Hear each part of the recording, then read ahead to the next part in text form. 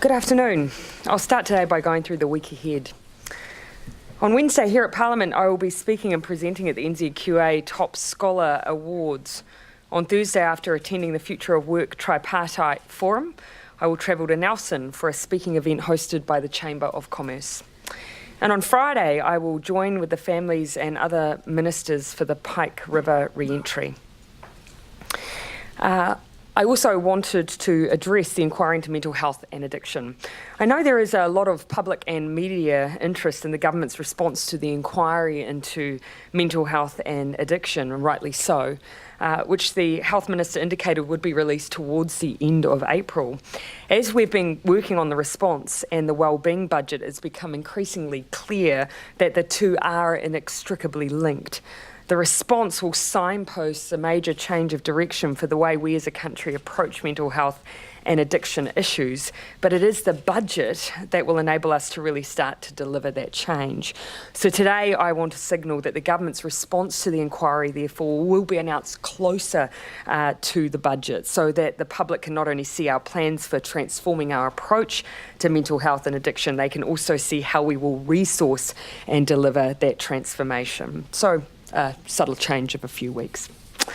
I'm pleased to announce today, though, a pre-budget announcement from Budget 2019.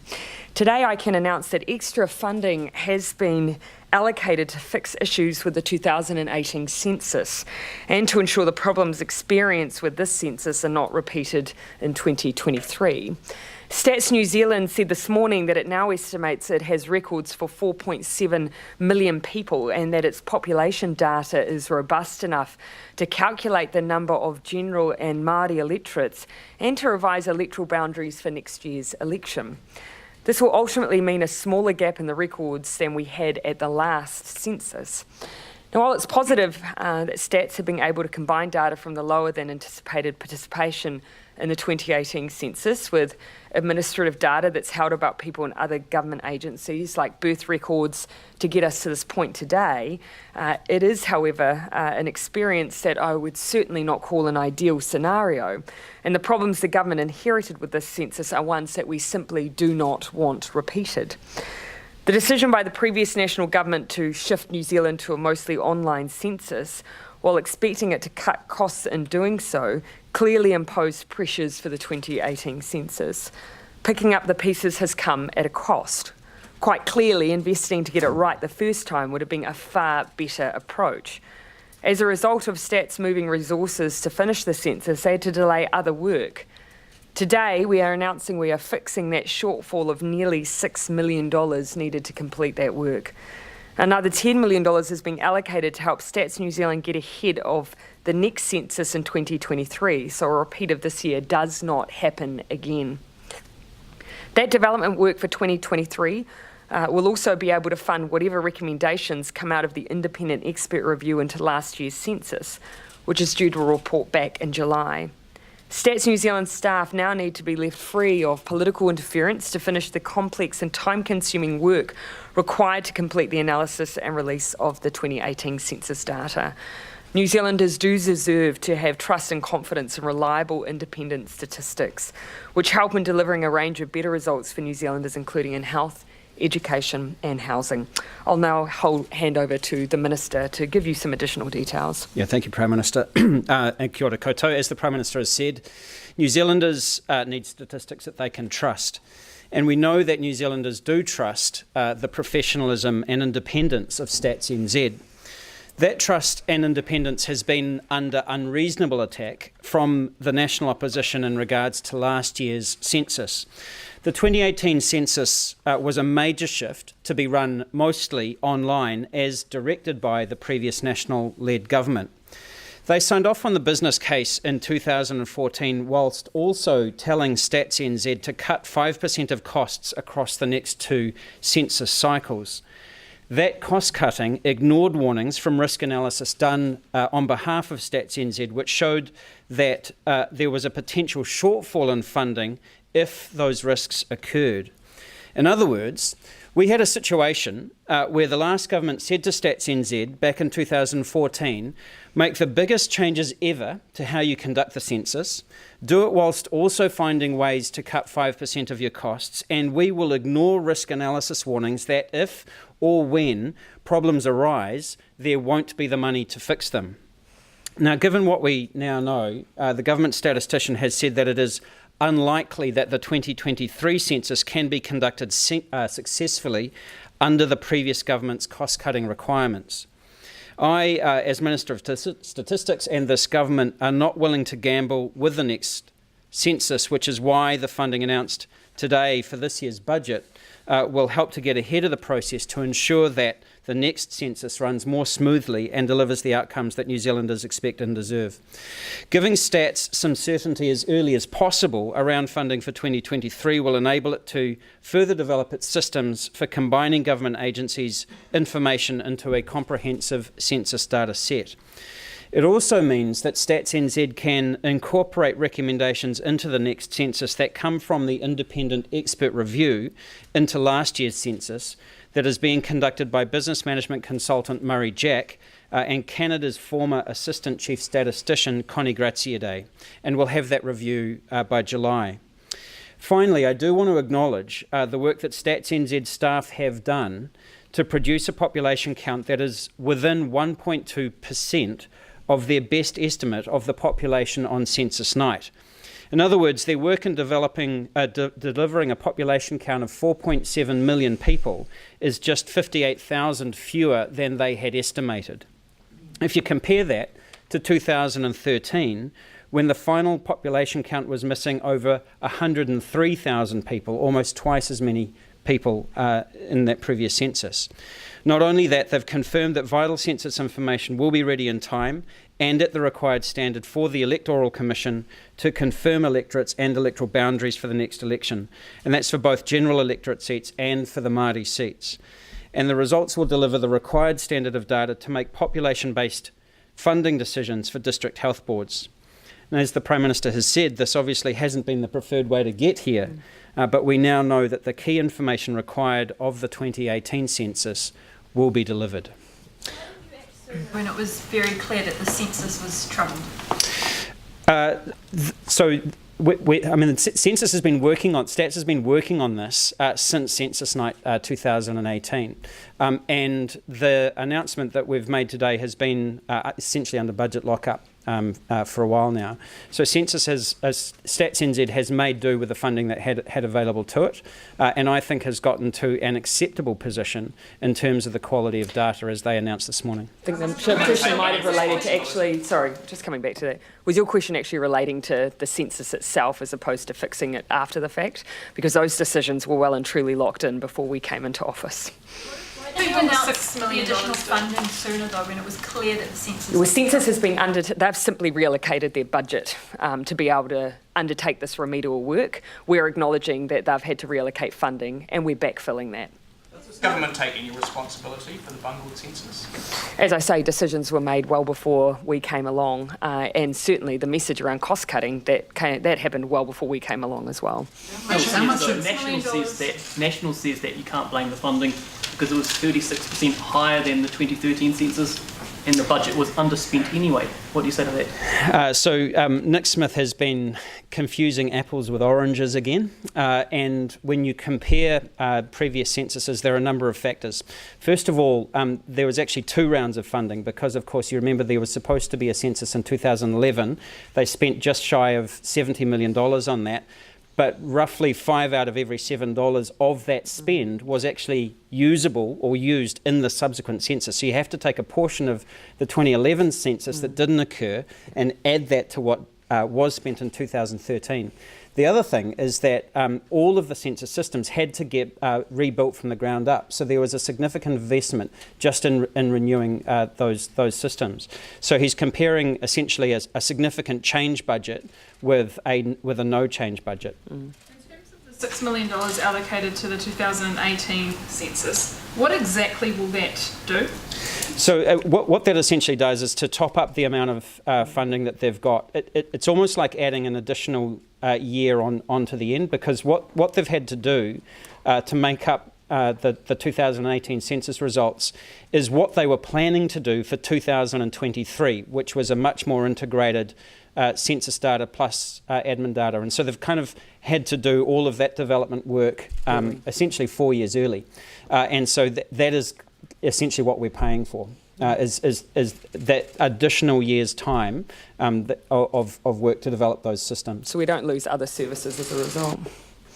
How much of that extra work is due to the government's stress on the wellbeing measures?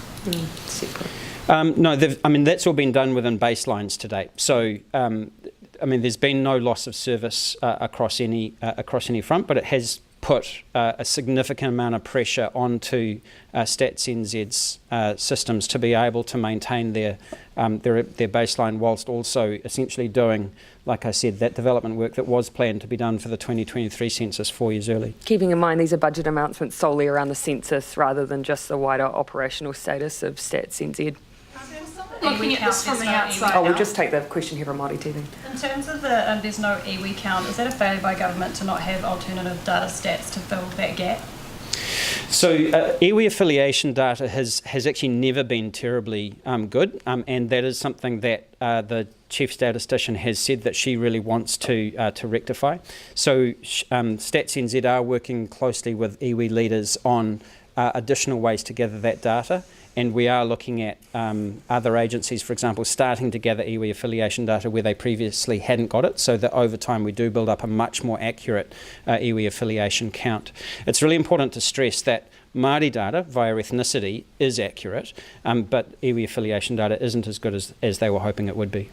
Affiliation data would in turn impact pre-treaty settlements and also management of those assets post-settlement if they can't figure out and target where to put that money. Yeah, so StatsNZ are working closely with iwi leaders to make sure that they've got data for that, and as I understand it, they've expressed a level of confidence that it won't negatively impact any of those treaty settlements, for example. How much of that money announced today is going to go to address this moving forward? I don't have a breakdown of the line items that in terms of what portion of that goes to the iwi affiliation count. On that point, how can you be certain that none of that the Te Arawhiti and other departments that use iwi affiliation data, that those effects of not having that data can be completely mitigated? How are you sure that will not happen? So we've tested StatsNZ on this, and they have said that no one will be left out as a result of where this is, and they have been working very closely with iwi leaders and with the iwi data leaders group to ensure that they get the information that they need. The leaders are okay, are they happy with what they've seen? I understand that they'll be making a statement later today. Someone looking at there will be more gaps similar to the gap in the iwi information. That means that we simply don't have reliable information in that area.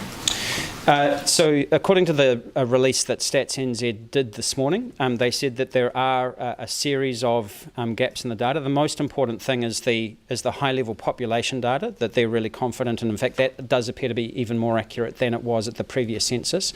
But there are certain things, for example, under activities like sports activities and things like that, where the information won't necessarily be as accurate as it otherwise might have been, and they will be looking at other ways to supplement that. We for example, we do have a number of other surveys like the General Social Survey, the Household Economic Survey, and so on, where we can start to build up some more of that information. Is 6 months an appropriate length of time for people to wait the outcome of, or the government's response to the mental health inquiry? Keeping in mind, of course, that the response ultimately in terms of service delivery change would ultimately always have to wait until a budget. And so what we're identifying is that a substantive portion of the report, of course, has budget implications. And so it made sense to us for the release of the report to be closer to the point that we can actually talk about what will be different in terms of services. Can I just check, everyone's done with their stats questions? No? Okay, I'll just take two more on that so that we've got the Minister here. So.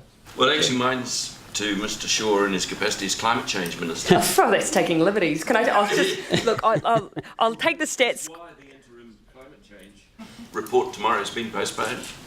because we wanted to develop the government response and have people read the two reports in conjunction.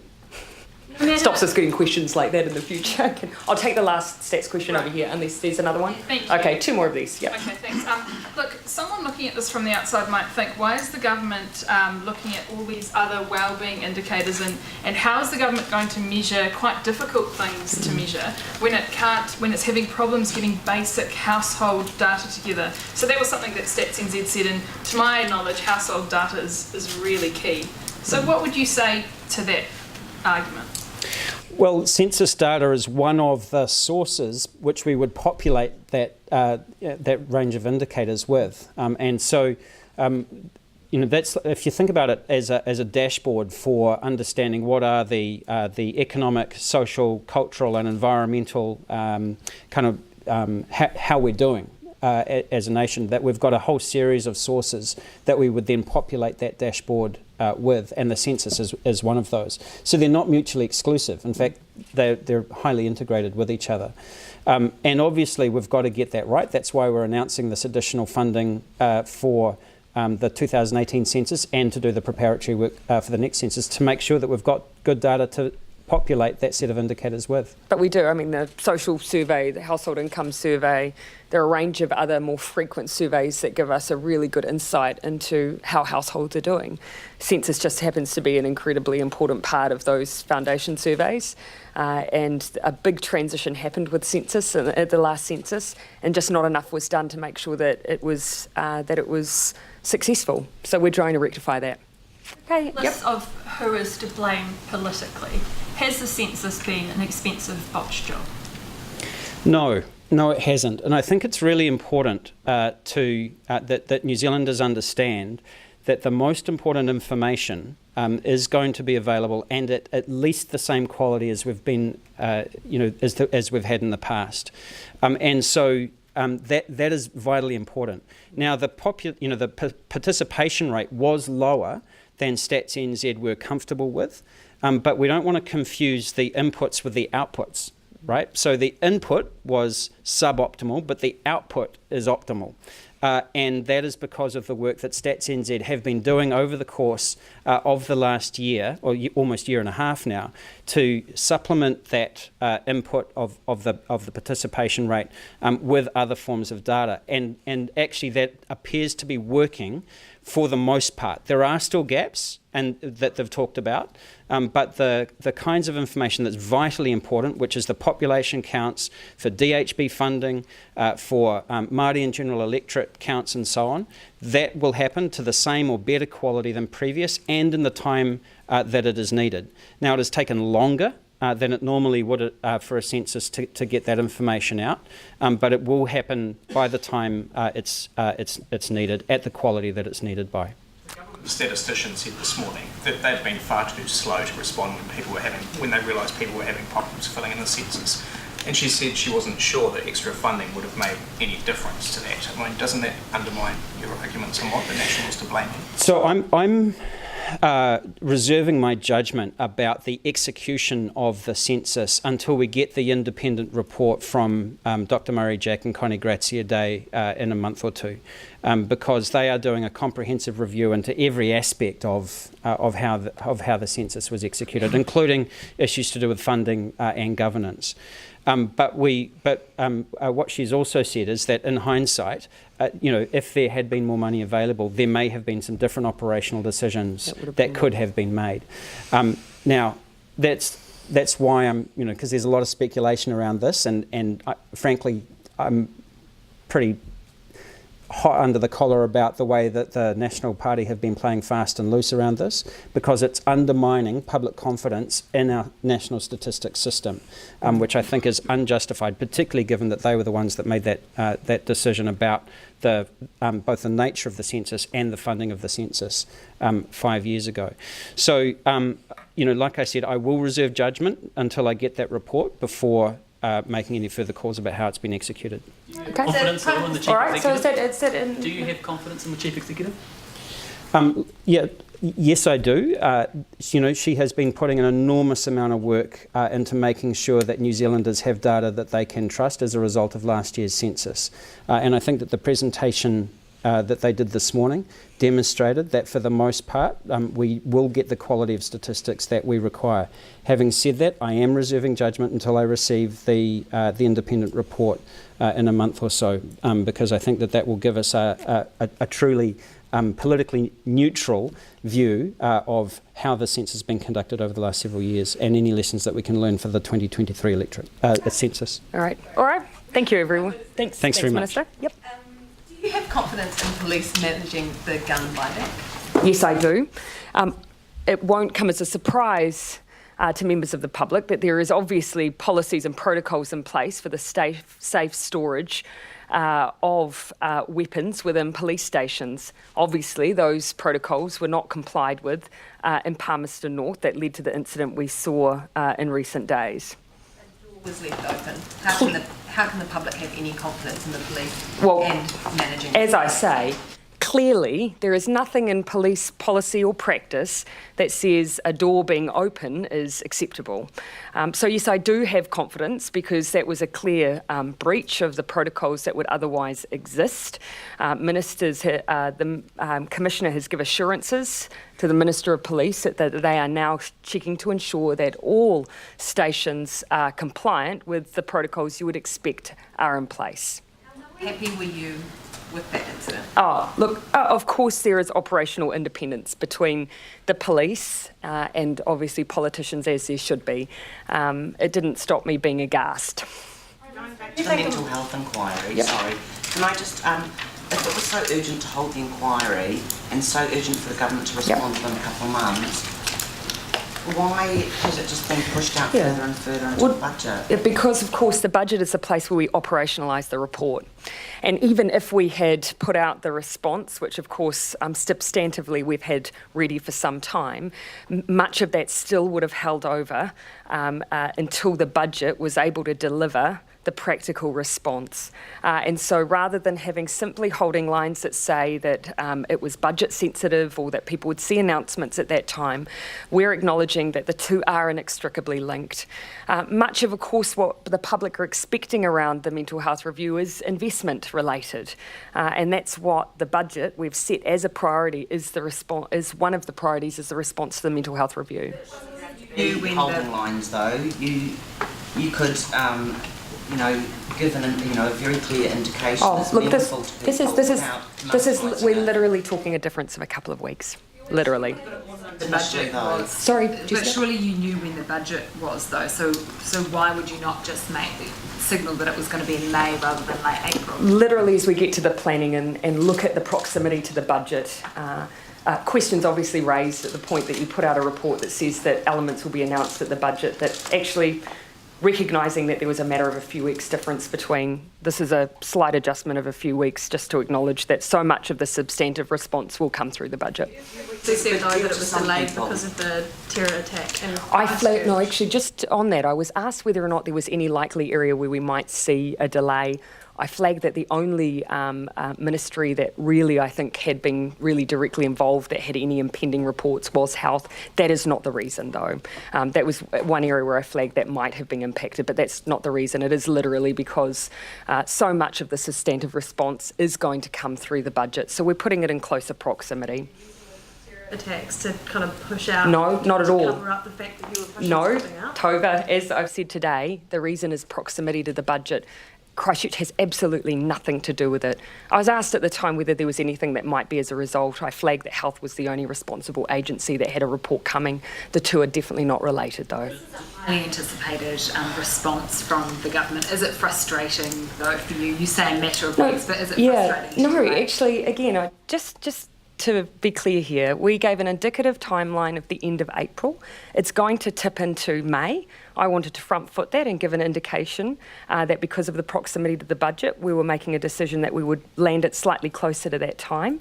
And I wanted to make sure that I was responsive to that rather than being reactive to a question around the date.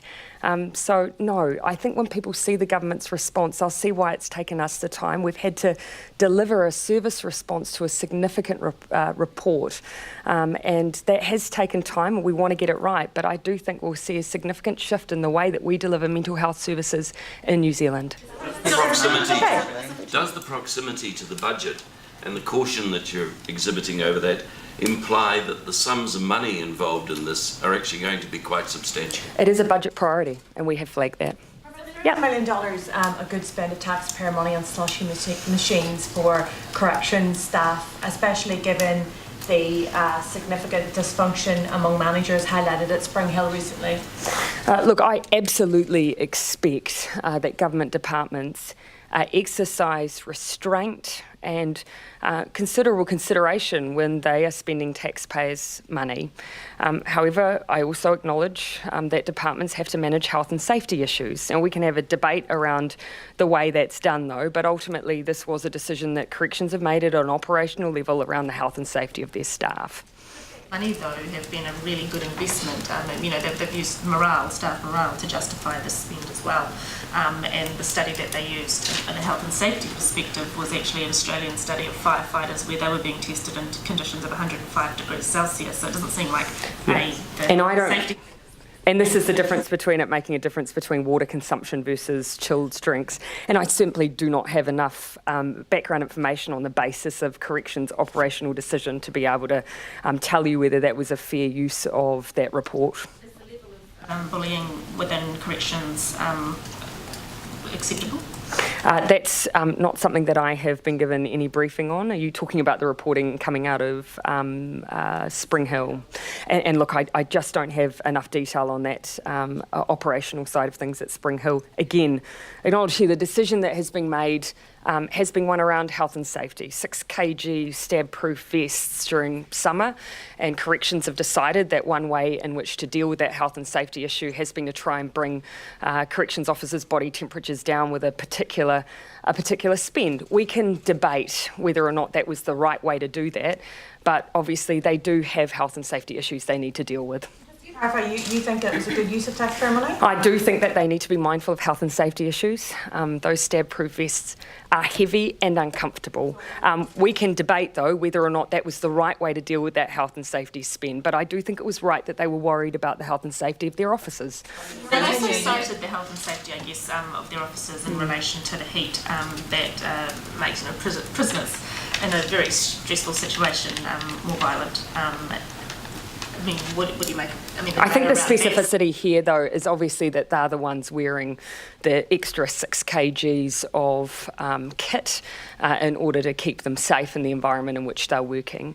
And so, look, of course, corrections need to be very mindful of their staff's well-being, their health and safety. They are very heavy pieces of kit. But, of course, what we can all debate is whether or not ice machines versus other ways of dealing that would have been the best form of spend, but I don't deny corrections need to look after their staff. Then get slushy machines, they have to wear big stab-proof vests as well? Again, of course, it all depends on the environment, of course, that they're working in. Correction staff are working in often quite old sites, sites that are separated by a considerable distance from where they take their rest and meal breaks. And so, look, there are different circumstances here. We can debate whether that was the best tool to use, but I do accept that stab-proof vests, as I say, they're heavy kit.